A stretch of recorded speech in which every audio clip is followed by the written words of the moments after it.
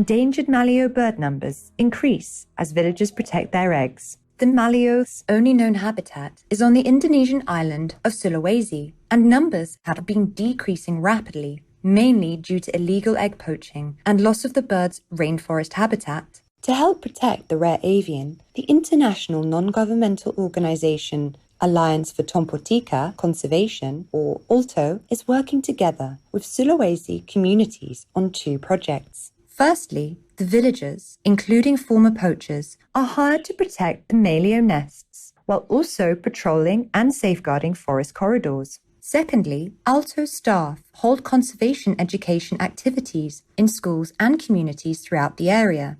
Happily, these efforts have resulted in the number of nesting maleos increasing by up to 4-fold over a period of 14 years, encouraging other villages to follow suit. We appreciate your conservation efforts, ALTO, and involved communities. May the gorgeous maleo thrive as we support the right of all Earth inhabitants to flourish in Allah's overflowing love.